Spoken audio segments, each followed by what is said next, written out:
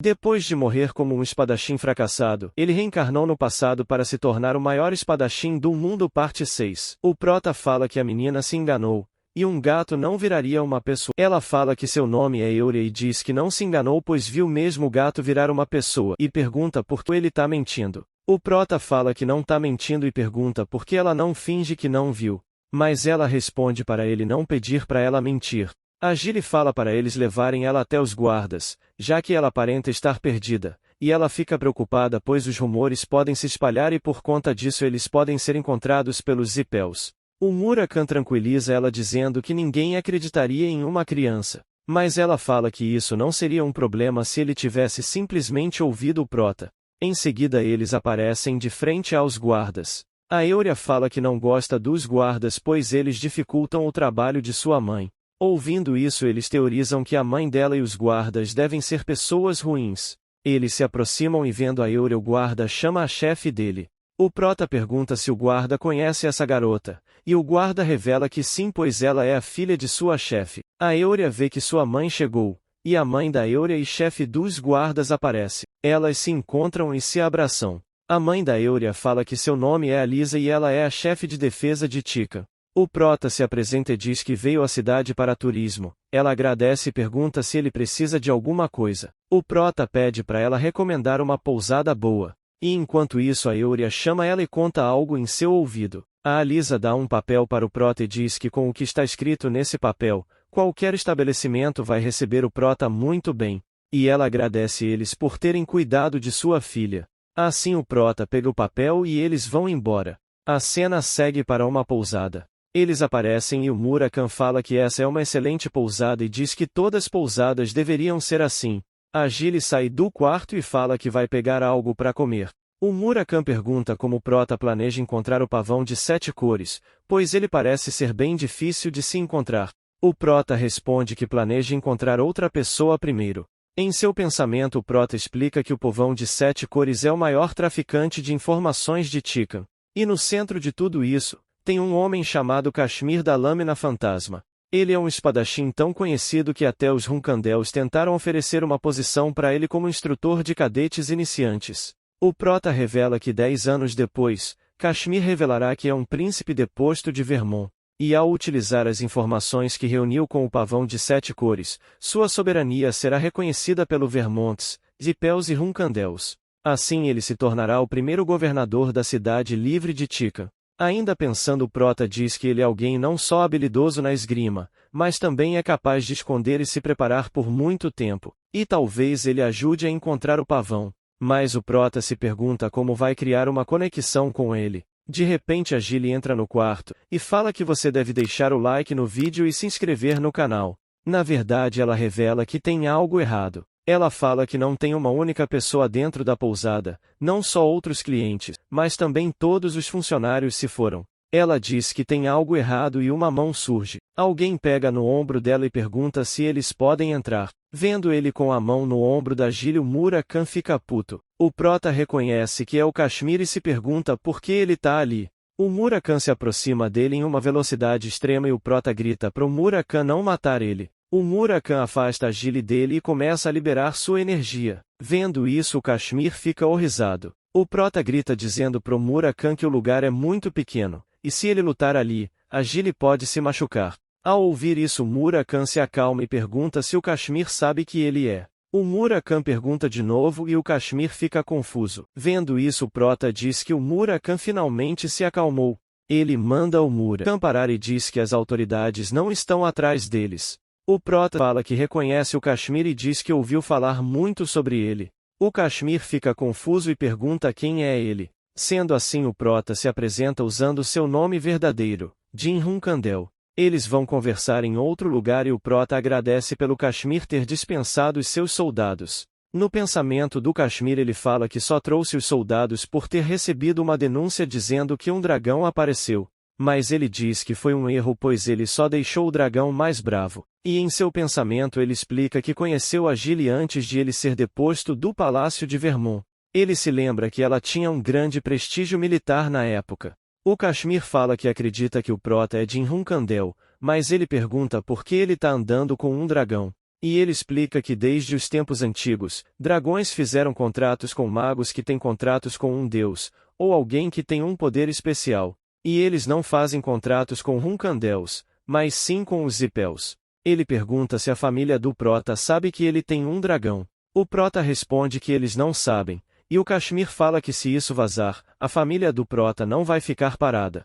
E fala que o Prota tá contando tudo isso sem hesitar mesmo custando a vida dele. O Prota fala que o mais importante não é o fato dele ser um Runkandel, e pergunta por que ele veio ver um dragão. Ouvindo isso, o Kashmir fala que vai contar um segredo dele também. O Kashmir fala que o Prota já conheceu a filha dele Euria, e ele veio até ali porque ela contou que viu um gato se transformar em uma pessoa. Ele fala que sua filha não é uma criança normal, ela é uma contratante de Asmil.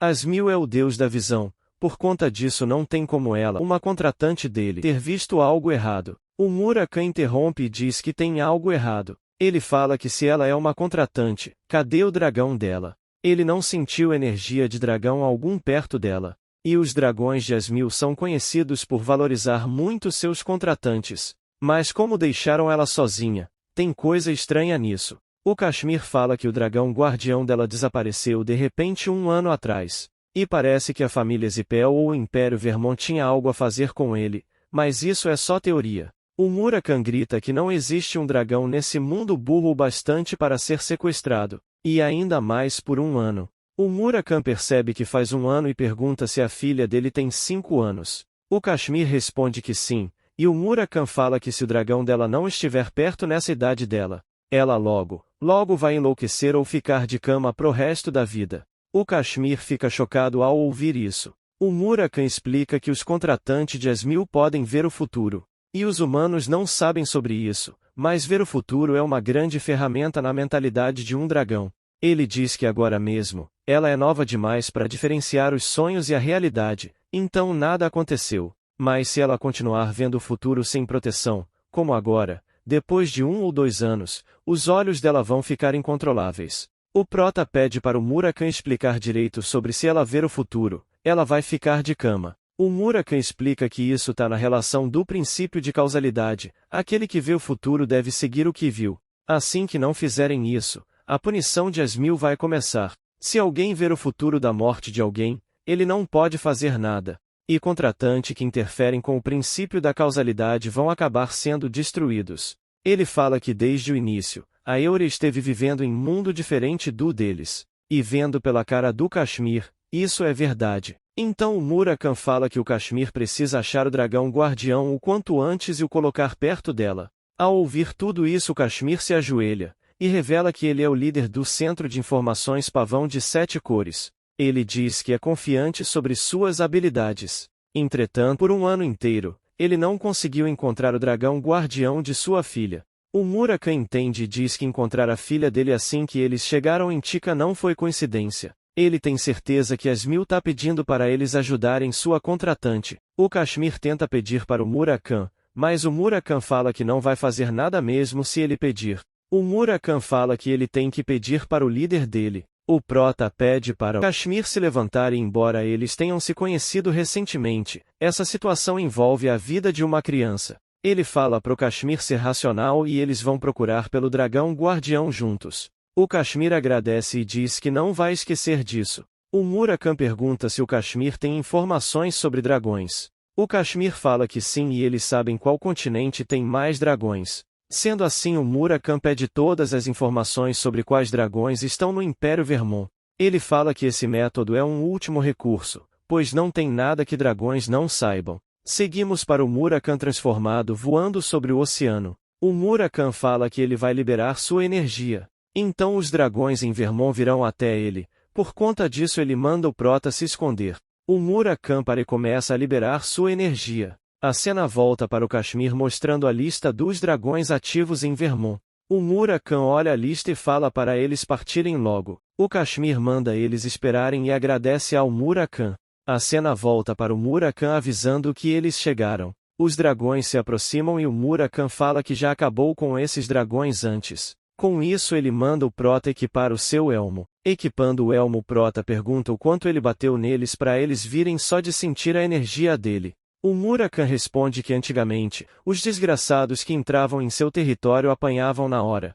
Os dragões chegam e perguntam por que o Murakami tá ali. O Murakami fala que ele tem algo que precisa fazer, então ele acordou de seu longo sono, e pede para eles o ajudarem. Os dragões se encaram, e falam que não sabem o que o Murakami precisa, mas agora não é a melhor hora. Eles mandam ele sair logo dali. O Murakami pergunta como eles ousam mandar ele embora. E sobre esse céu, não tem lugar onde ele não possa ficar. O dragão grita para ele sair logo dali, pois a energia que ele tá liberando tá causando caos.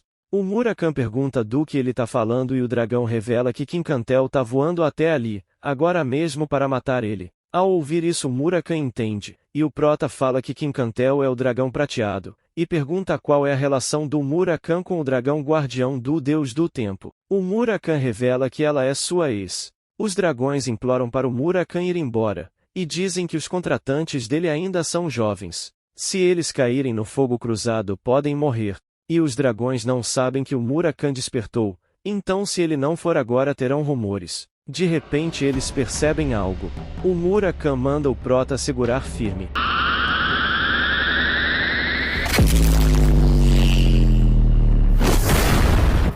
Vendo isso os dragões fogem dali, e o Prota se pergunta o que tá. O Murakami manda ele se concentrar pois lá vem mais.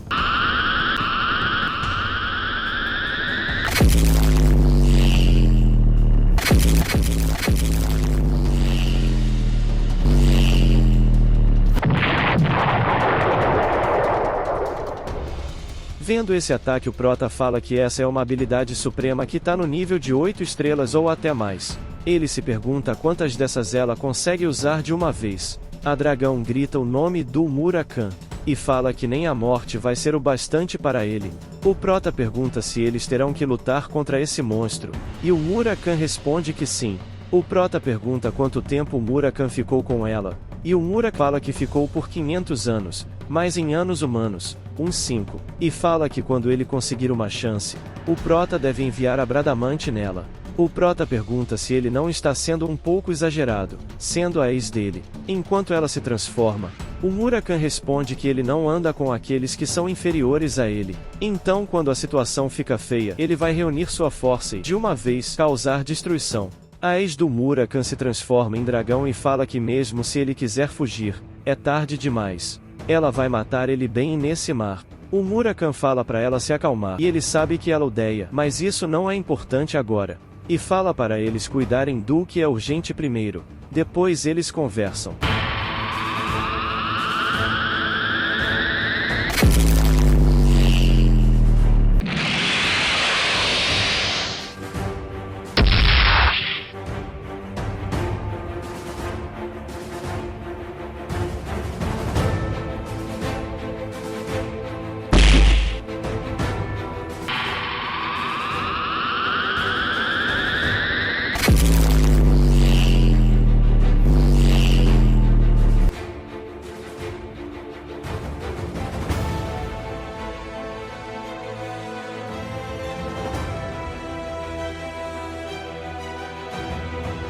Fazendo isso Murakami fala que conseguiu ganhar um tempo. E ele fala que não importa o quão forte que Kinkantel seja, ela não vai conseguir ir até ali, mas... Ela fala que é uma pena que o Murakami não percebe o quão fraco ficou. E ele está enganado se pensa que é o mesmo de antes. O Murakami pede para ela parar, pelos velhos tempos. E ele só veio até ali pois precisa perguntar uma coisa. Ela responde que se ela for pensar sobre os velhos tempos, rasgar ele inteiro não vai ser suficiente. O Murakami avança e morde ela. Ele manda ela se acalmar. Pergunta por que ela tá exagerando tanto sendo que a única coisa que eles fizeram foi terminar. Ao ouvir isso ela fica mais brava, dá um soco nele e diz que é exatamente por isso que ele tá apanhando. Ele vê uma abertura e manda o Prota ir.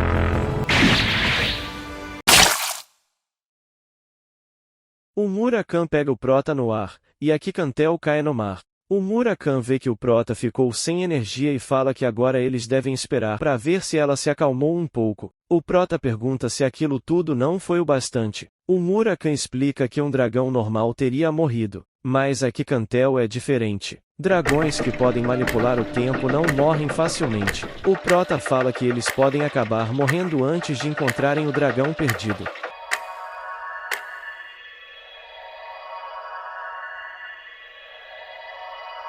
A Kikantel se recupera e o Murakami pergunta se ela já se acalmou. Ele fala que não sabia que ela ainda tinha ressentimentos ao ponto de enlouquecer, pois eles terminaram bem, mas ela fala que ele a largou e nem tiveram a chance de conversar. O Murakami se defende dizendo que ela ficava brava quando ele falava sobre terminar, e ele não a traiu, só terminou porque suas personalidades não combinavam. Ele muda de assunto e diz que veio perguntar sobre um deles que está em grande perigo. Ao ouvir isso ela fala que ele é desprezível. Ele matou tantos dragões e agora tá falando sobre ajudar um. Se ela for pensar em quantos morreram pelas mãos dele, ele concorda, e fala que entre eles, estava o inimigo do irmão mais velho dela. Pela vingança dela, ele matou alguém que ele nem conhecia. O Murakami fala que devia ir perguntar para outro dragão e começa a ir embora. Ela manda ele esperar. Ela fala para ele perguntar e pede desculpas pelo que disse antes. O Murakami diz que recentemente um dragão guardião de Asmil desapareceu. Ela reconhece esse dragão e fala que o nome dele é Latri, e ele foi levado por Violeta não muito tempo atrás. Ao ouvir esse nome o Prota reconhece que Violeta é o dragão do vento, o dragão guardião do vice-chefe da família Zipel, Andrei. E pelo visto isso é coisa dos Zipels de novo. A Kikantel fala que tem certeza que eles disseram que iriam ensinar magia dracônica para o Latri. Ela diz para eles saírem dali e irem para a casa dela. A cena vai para uma floresta nos arredores da capital de Vermont. O Prota se apresenta dizendo ser o contratante de Solderet. Ela o reconhece como Jin Hunkandel, e diz que ele tem a mesma aura do primeiro patriarca Temar. Ela vai pro assunto principal e fala que Latri foi levado há 1 ano atrás por Violeta. E conta que quando Violeta levou Latri, ela parou em Vermont e disse que iria apresentar a Kikantel a Latri. Mas ela continuou obcecada com o contratante da Kikantel e pediu para elas se encontrarem sem motivo uma vez. Ela conta que não teve escolha e foi, já que a identidade de seu contratante foi revelada. O Prota fala que é estranho que a identidade do contratante dela foi revelado, mas o contratante de Asmi não foi revelado, e é suspeito a forma que eles sabiam disso e se aproximaram do Latri. O Murakami pergunta se uma magia de detecção de contratante foi criada enquanto ele dormia. A Kikantel fala que é impossível. Ninguém pode descobrir sobre o contratante até que ele mesmo manifeste seu poder. Mas mesmo se essa magia existisse, como seria benefício para eles? O Prota fala que eles se beneficiariam de 2 jeitos. Primeiro, eles podem minimizar os perigos e eliminar os contratantes de fora de seus territórios. E a segunda é, se eles matarem o contratante, a família Zipel pode conseguir a oportunidade de fazer um contrato com o Deus. No pensamento do Prota, ele explica que na verdade, não é só uma oportunidade para fazer um contrato. Ele tem certeza de que eles têm um método. Em sua vida passada, o contratante do Deus do Tempo apareceu. Isso será daqui a 10 anos. E o contratante era um Zipel de sangue puro. Ele tem certeza que eles podem fazer um contrato com o Deus se matarem seu contratante, e é por isso que o dragão da Euria foi sequestrado. E já que ele não ouviu nada sobre a princesa de Tika em sua vida passada, tudo se concretizou. A Kikantel fala que não pode acreditar nisso, já que eles têm tantos contratantes. E fala que o Prota está sendo exageradamente suspeitoso. O Prota responde que ela está contando mentiras que nem mesmo ela acredita.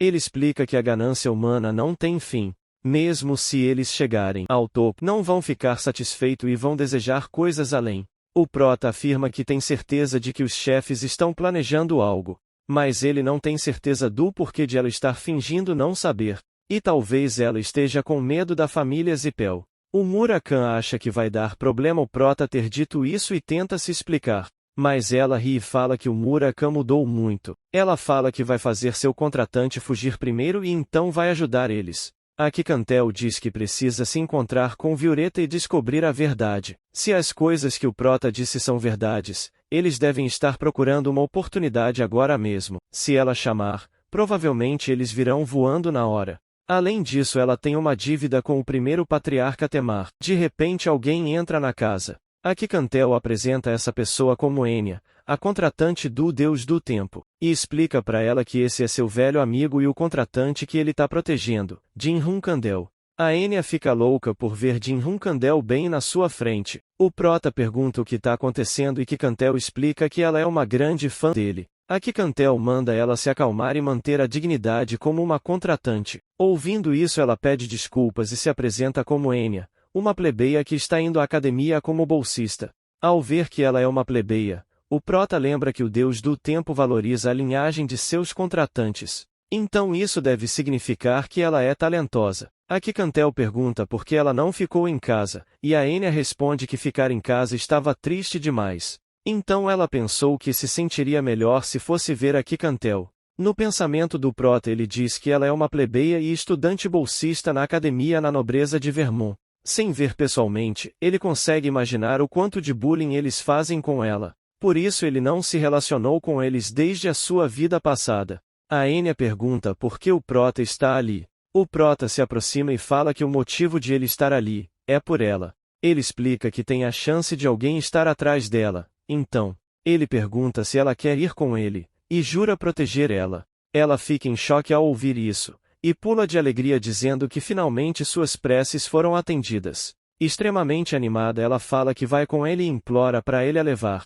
Aqui Cantel surge atrás dela e desmaia ela. Aqui Cantel fala que ficou preocupada com ela de não querer ir, mas ela se preocupou à toa. E vendo assim, ela seguiria o prota até o calabouço dos Hunkandels. Mas o prota fala que sua família não tem um calabouço. Ela fala para ele não fingir, já que também tem um dragão ali. O prota fica confuso e não sabe do que ela tá falando. O Murakan interrompe e começa a dormir. Vendo isso, aqui Cantel fala que o principal motivo de ela estar ajudando o prota é que o Murakan adormeceu de cansaço. Ela conta que ele não sabe o quão fraco ficou, e nesse estado, ele não consegue vencer a Violeta. Então, se eles precisarem lutar contra a Violeta, ela que lutara. O prota pergunta se ela é tão forte assim.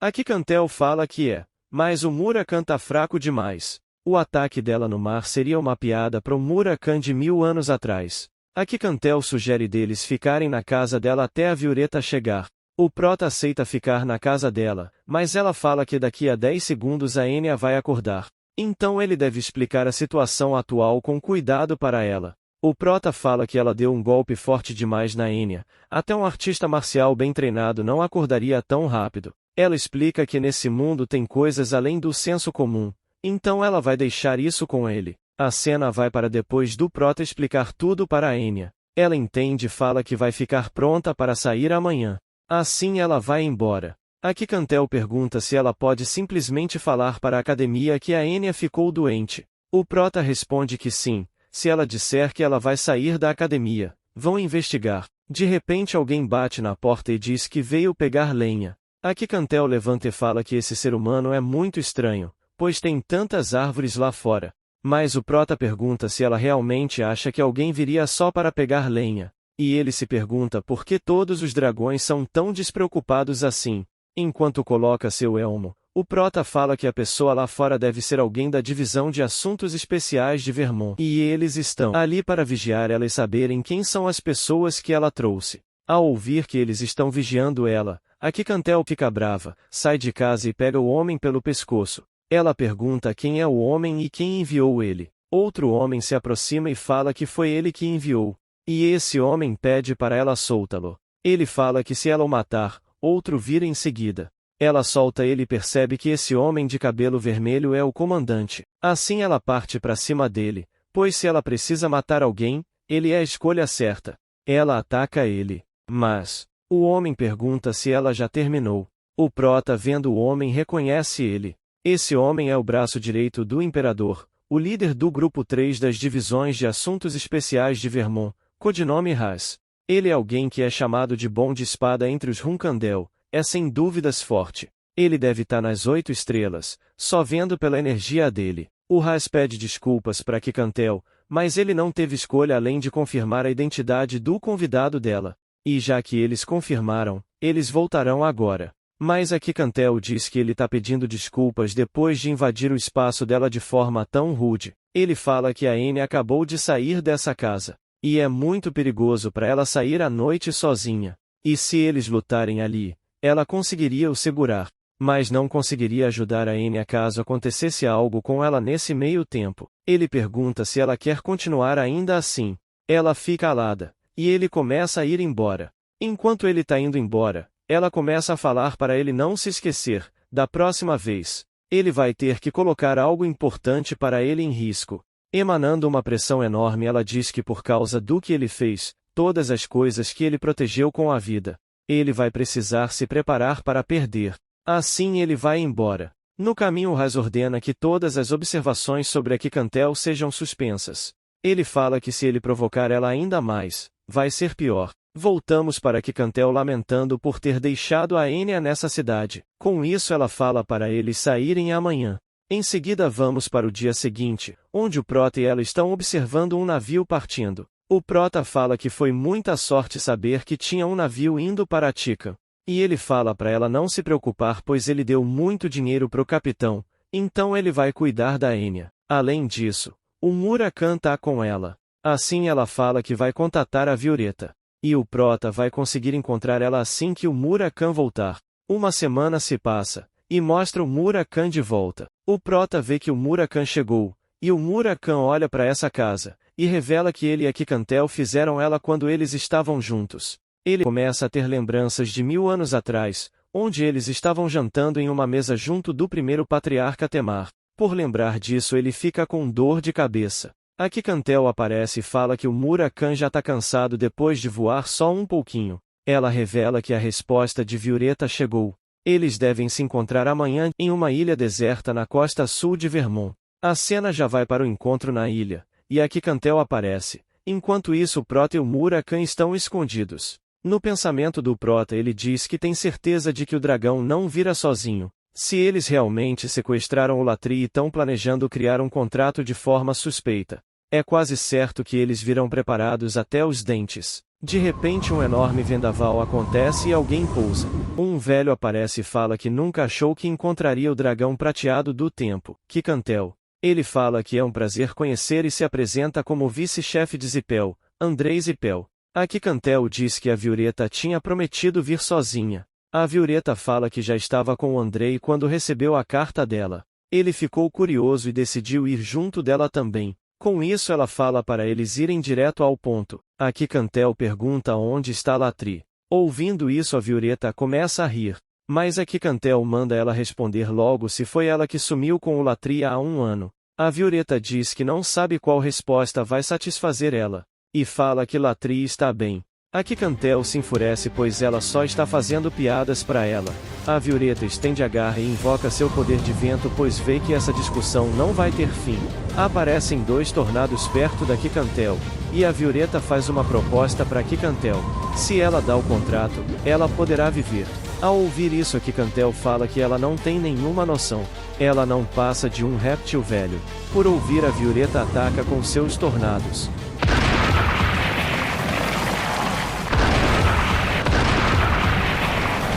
A Kikantel fala que também tem uma proposta para ela. Devolva Latri para ela agora e terá uma morte indolor. O Andrei fala que ela conseguiu desviar com facilidade dos ataques de Violeta. E fala que depois de muitos anos, ele poderá usar o seu poder ao máximo. O Prota vendo isso fala que é a primeira vez vendo a mana de um mago de 9 estrelas. E diz que só vai sentar e analisar o nível que ele tá. Assim o Andrei prepara um ataque e a batalha se inicia. A Kikantel tenta desviar voando, mas ela acaba levando o ataque. Após receber o ataque ela fala que não consegue voar. A Violeta voa para o céu e fala que todo o ar desta ilha é dela. Ela diz que é o deus do vento. Ninguém pode voar sem a sua permissão. Enquanto a Violeta carrega um ataque, o Andrei com eletricidade saindo de suas mãos, fala que vai mostrar como se faz. Uma tempestade de raios surge e ele fala que não controla só o vento. Eles soltam um ataque combinado entre raios e vento chamado Tempestade de Raios. Vendo isso o Prota pergunta se não é hora de ir ajudar, mas o Murakan fala que ainda não. Ele concorda que a Kikantel tá em desvantagem, mas eles estão confiantes demais.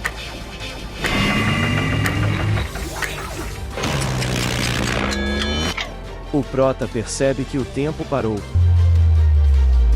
Ela puxa o ar, e dá apenas um sopro. Com esse sopro ela para o ataque. O Andrei fala que a magia que controla o tempo é incrível.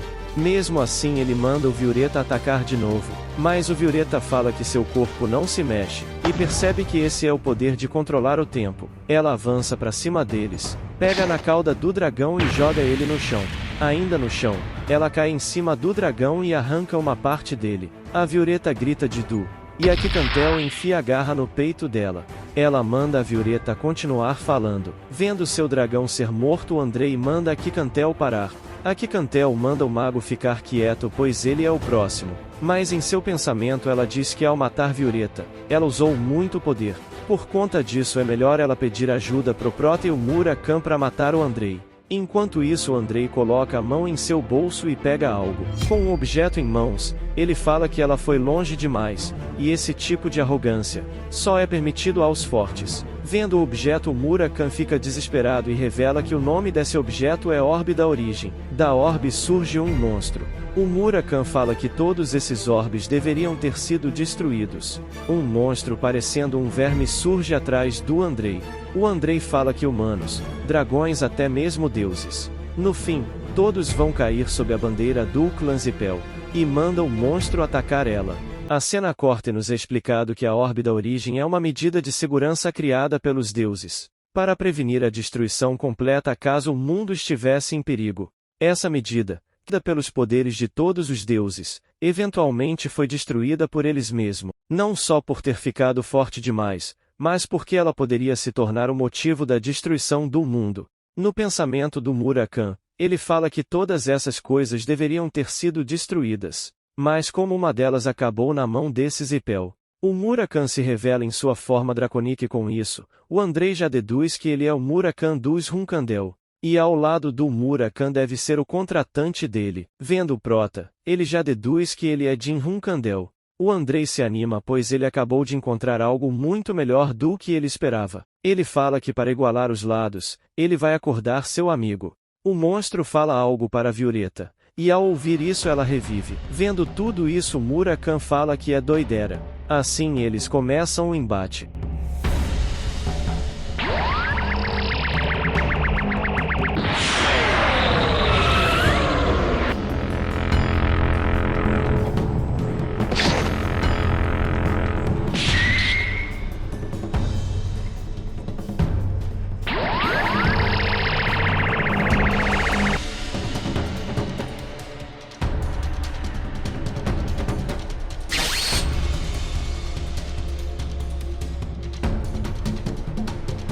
O dragão percebe que o Andrei está vulnerável e prestes a ser atacado pelo Prota. O dragão parte para ajudar ele e o Murakan grita pro Prota sair dali, mas o Prota não consegue desviar e leva um ataque. O Prota mal consegue se recuperar e vê que tem dois ataques vindo em sua direção. Prestes a ser morto, o Prota não vê outra escolha, a não ser usar aquilo.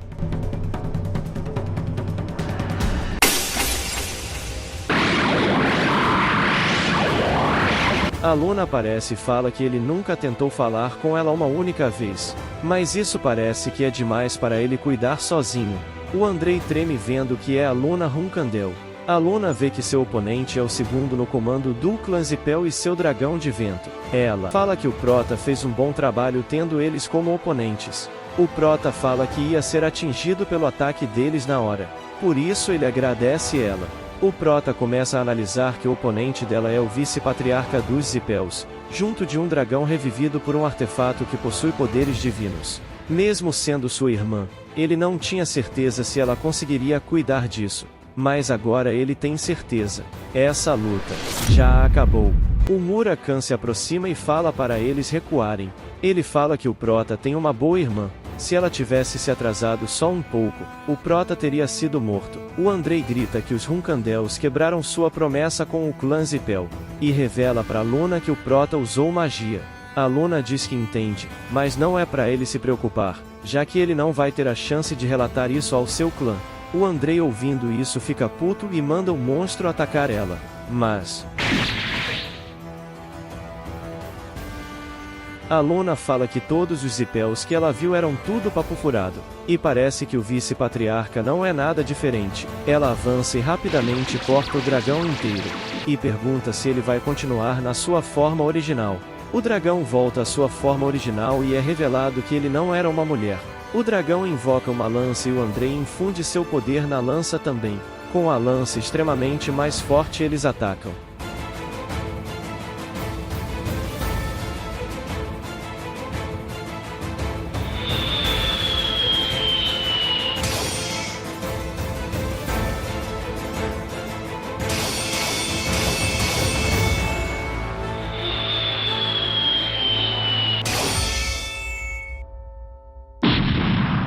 A Luna fala que esse é o limite deles. E acha que eles não têm mais nada para mostrar para ela. Ela fala que vai acabar com isso. Terceiro movimento letal decisivo dos Vulcandel.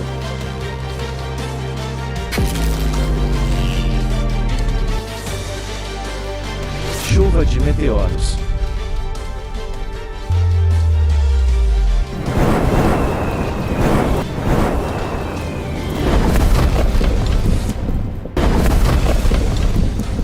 O Andrei vendo isso fica paralisado e sem palavras. O dragão protege o Andrei e manda ele acordar. O Andrei continua em silêncio e se pergunta como isso é possível. Ela não é nenhuma contratante com poderes de Deus. E também não tá usando um artefato. Ele se pergunta como ela consegue fazer isso só com poderes humanos. O dragão fala que eles ainda têm uma chance de sobreviver pois a orbe do deus demônio deve conseguir virar a situação. O dragão fala que mesmo se ele morrer ao protegendo, ele deve conseguir reviver ele com aquilo. Com a orbe em mãos o Andrei fala que ainda não acabou. Enquanto ele tiver a orbe do deus demônio ele não vai morrer. Mas um meteoro atravessa o dragão e cai em cima dele. Após o ataque terminar a Luna vê a destruição que ela causou. E fala que ainda está longe de alcançar o nível de seu pai. Apesar disso ela fala que essa demonstração vai ser um bom incentivo para o Prota. De repente um monstro aparece.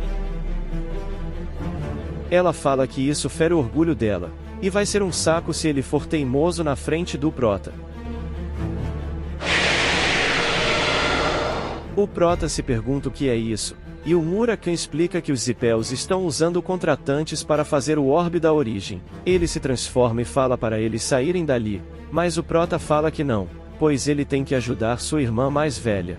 O Murakan diz que não, já que a Luna é forte o bastante para se cuidar sozinha, e manda eles irem embora logo. O Prota fica frustrado e lembra que ele fez um contrato com Solderet, conheceu o Murakan depois de regressar, e agora olha para ele. O Prota não acredita que tem que fugir sem nem lutar direito. E se isso ficar assim, vai ser igual antes. Ele fala que nunca mais vai se sentir impotente. Ele precisa ficar mais forte. O Murakan olha para o Prota e vê que ele está emitindo um espírito de luta incrível mesmo depois de ver isso tudo. A cena volta para a Batalha da Luna.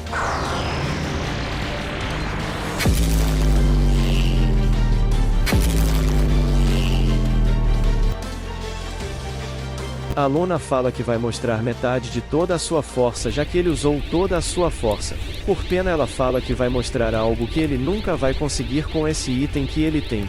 O Andrei faz mais 2 braços e manda ela vir com tudo.